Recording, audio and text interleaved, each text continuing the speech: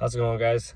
Gonna show you real quick how to set your tire pressure on your 2016 or newer Civic. I'm doing a Civic Type R today. Start the car.